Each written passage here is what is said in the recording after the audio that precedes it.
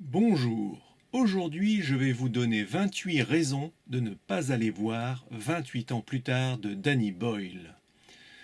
De manière à pouvoir bien argumenter, je vous préviens que je vais être obligé de divulgacher à tour de bras. Je commencerai par les raisons d'ordre général. Raison numéro 1, je me suis ennuyé. Tout le film est ennuyeux, rien ne m'a intéressé. Raison numéro 2, les personnages principaux, l'enfant de 12 ans, son père, sa mère et le médecin, ne sont pas intéressants. Choisir pour héros un gamin de 12 ans dans un film de zombies, c'est une très mauvaise idée. De plus, le film n'arrive pas à nous intéresser à l'histoire du gamin et de sa mère malade. La mère n'est pas montrée sous un jour sympathique, alors qu'a priori la logique voudrait qu'on ressente de l'empathie pour elle vu qu'elle est malade. Les seuls personnages originaux sont le zombie à gros et les guerriers blonds de la scène finale, mais ils sont secondaires et pas du tout développés dans le film. Raison numéro 3.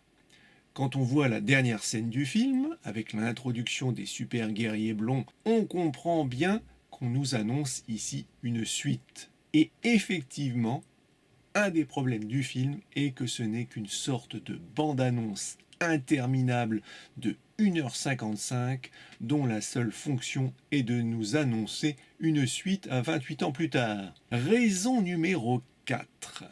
Tout le film est imprégné d'une idéologie woke, progressiste et féministe.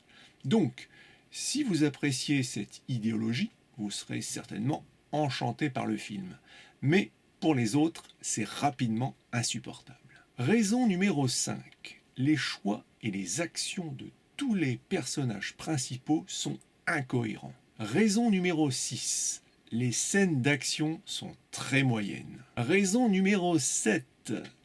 La mise en scène se veut originale, mais ce n'est que du tape à l'œil sans intérêt. Raison numéro 8. Le choix du montage parfois syncopé n'a aucun intérêt et il est répétitif. Raison numéro 9. Le choix du ratio de 2,76 est indéniablement original, mais pas vraiment exploité dans la composition des plans. Ça fait gadget. Raison numéro 10. Tous les choix originaux font gadget. On dirait que ces choix ont été faits uniquement pour donner matière aux critiques à s'extasier devant ces choix censés être audacieux. Oh, regardez, il a tourné le film avec des iPhones. Oh, il a choisi un ratio de 2,76. Oh, il a choisi d'avoir des zombies tout nus. Oh, il a choisi un gamin pour le rôle principal.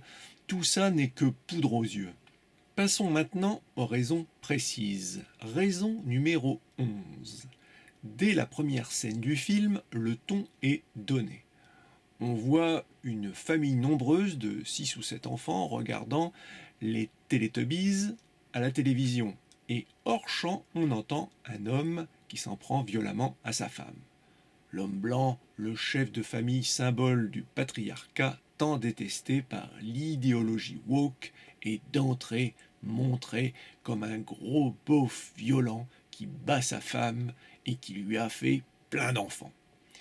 Cette caricature anti-patriarcat est grossière et ridicule. Malheureusement, on retrouvera cette idéologie woke anti-patriarcale régulièrement dans le film. Raison numéro 12. Après avoir dénoncé le patriarcat, c'est au tour de la religion chrétienne. Toujours au début, on a une scène dans une église où un prêtre est montré comme un fanatique cinglé qui se réjouit de l'arrivée des zombies qui pour lui annoncent l'apocalypse. Cet antichristianisme primaire est pathétique. Raison numéro 13. Le père, joué par Aaron Taylor Johnson, emmène son fils de 12 ans chasser le zombie. Ils sont équipés chacun d'un arc avec quelques flèches et d'un couteau. Cette initiation à la chasse aux zombies est censée renforcer la complicité du fils avec son père et à construire son entrée dans l'âge adulte. Mais ici, elle est montrée comme un rite patriarcal violent, barbare et traumatisant pour le fils. On sent ici encore la volonté du scénariste woke Alex Garland de dénoncer le patriarcat. Raison numéro 14. Emmener son fils de 12 ans à la chasse aux zombies est totalement aberrant. En effet, un enfant de 12 ans court moins vite qu'un adulte et donc moins vite qu'un zombie. Donc, quand il n'a plus de flèches, il n'a aucune chance d'échapper aux zombies. C'est stupide et d'une inconscience totale. Même un gros beauf abruti est capable de se rendre compte de cela. Raison numéro 15. Comme il ne chasse pas des animaux mais des zombies qui attaquent l'homme, il faut être équipé en conséquence. Or, l'arc est une arme efficace uniquement quand on est éloigné de sa cible. Mais c'est une arme inutile en cas de corps à corps. Ici, la seule arme que le père et son fils ont pour le combat rapproché est un couteau ridicule. Pourtant, le père nous est montré comme un chasseur soi-disant expérimenté. Si tel était le cas, il aurait dû prévoir de prendre au moins une épée ou une hache pour se défendre au corps à corps. Mais ici, on a bien compris que la seule idée du père en cas d'attaque des zombies est de courir alors qu'il est évident que son fils de 12 ans ne pourra pas courir assez vite pour échapper à un zombie rapide.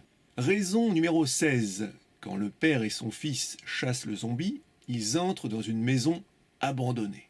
Et dans l'espace confiné d'une maison, un arc est difficilement utilisable faute de recul. En cas de rencontre avec un zombie dans une maison, il est impératif d'être équipé d'armes faites pour le combat rapproché comme l'épée ou la hache. Or, ils n'en ont pas, comme déjà précisé. Raison numéro 17.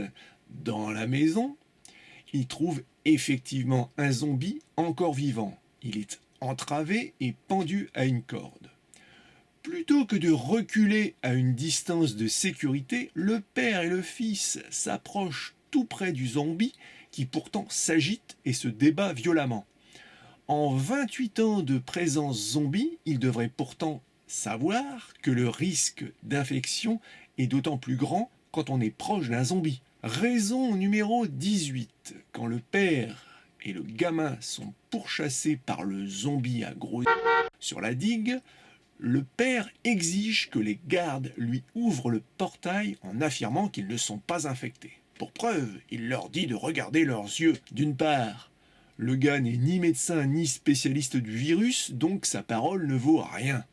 D'autre part, quand bien même on pourrait voir dans l'œil qu'il n'est pas infecté, ici la scène se déroule dans la pénombre, dans le stress et la panique, donc c'est impossible d'effectuer une soi-disant observation sérieuse des yeux d'un gars affolé qui en plus crie et gesticule dans tous les sens. Raison numéro 19. Le père du gamin est présenté comme un gros rustre. Comme si ça ne suffisait pas, histoire de le charger un peu plus, il est montré en train de tromper sa femme un soir de beuverie. Mais là où c'est encore plus ridicule, c'est que dans cette scène de la tromperie, on nous montre le père en train d'effectuer dans la rue un à une femme. Alors que, en tant que gros rustre, on aurait dû le voir en train de recevoir une femme, quitte à en rajouter en le montrant en train de tenir brutalement la tête de la femme. Donc, c'est paradoxal. Même quand une action amènerait de l'eau à son moulin idéologique woke, Alex Garland ne peut pas s'empêcher de la rater. Par idéologie, c'est pathétique. Raison numéro 20. Ce n'est pas dit clairement, mais apparemment l'île sur laquelle vit le gamin avec ses parents est dirigée par une femme nommée Jenny, si mes souvenirs sont bons. Cette chef laisse le père et son fils quitter l'île et les autorise à revenir alors que c'est très dangereux car l'un d'entre eux pourrait être infecté sans qu'ils puissent le voir. Donc, ils mettent en péril toute leur communauté juste pour qu'un gars emmène son fils de 12 ans chasser le zombie. C'est d'une inconscience totale. Et ce sont ces mêmes inconscients et incompétents qui sont censés avoir survécu pendant 28 ans face aux zombies. C'est ridicule. Raison numéro 21. Lors de sa première chasse aux zombies, le gamin est terrorisé et incapable d'en tuer un qui lui fonce dessus. Malgré cela, il décide quand même d'aller seul avec sa mère malade sur le territoire des zombies. C'est totalement incohérent. Raison numéro 22. À partir du moment où le gamin s'enfuit avec sa mère pour chercher un médecin, on ne voit plus le père dans le film. Alors qu'on a bien vu qu'il aimait son fils, et donc sa première réaction devrait être de partir immédiatement à sa recherche. Raison numéro 23. Une femme zombie accouche d'un bébé, et le gamin et sa mère malade, qui ne sont ni médecins ni spécialistes des zombies, ont la certitude que le bébé n'est pas infecté par le virus, alors qu'ils n'ont aucune notion de médecine et n'ont fait aucun test. Raison numéro 24. Le gamin et sa mère décident d'emmener avec eux le bébé de la femme zombie malgré le risque qu'il puisse être infecté. Raison numéro 25. Après plus d'une heure d'attente, on rencontre enfin Ralph Fiennes dans le rôle du docteur Kelson. Ce docteur arrive à endormir un zombie agro à l'aide d'une sarbacane mais refuse de le tuer. À la rigueur, on peut comprendre qu'étant médecin, il répugne à donner la mort. Mais quand la mère malade du gamin lui demande de l'euthanasier, il n'hésite pas une seconde. Tuer des zombies, quelle horreur! Mais tuer une femme blanche, oui, c'est super cool. Surtout qu'en plus, il fait brûler son corps pour en récupérer le crâne. Super cool. Raison numéro 26. Le docteur Kelson refuse de tuer les zombies et malgré cette attitude pour le moins dangereuse, il a réussi à survivre 28 ans parmi eux. On se demande comment. Raison numéro 27. Le jour où le gamin rejoint le docteur Kelson, il s'abrite dans une cage de sa fabrication. Et comme par hasard, la cage cède sous les attaques du zombie à gros qui réussit à entrer et tuer le docteur. On se demande comment ce docteur aussi incompétent pour se protéger a pu survivre pendant ces 28 ans. Raison numéro 28. À un moment, le gamin rencontre un Suédois qui lui montre une photo de sa fiancée sur son téléphone. La fiancée est une femme très maquillée, aux lèvres grossies par injection. Cela intrigue le gamin qui lui dit qu'elle a une drôle de tête, sa fiancée. Le Suédois se vexe.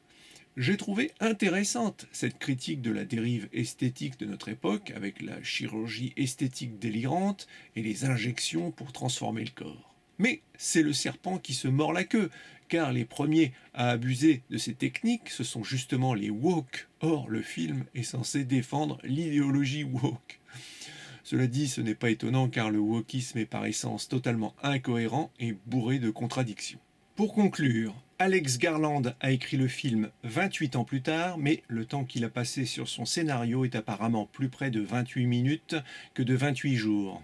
Quoi qu'il en soit, je retiens deux éléments positifs dans le film de Danny Boyle, l'idée du zombie à gros et la scène finale de combat avec les guerriers blonds en survêtement qui est assez réussie. C'est maigre. Merci de votre attention et à une prochaine fois. Si la vidéo vous a plu, merci de penser à vous abonner, à mettre un coup de pouce et à la partager. Cela aiderait beaucoup la chaîne qui en a bien besoin. Merci d'avance.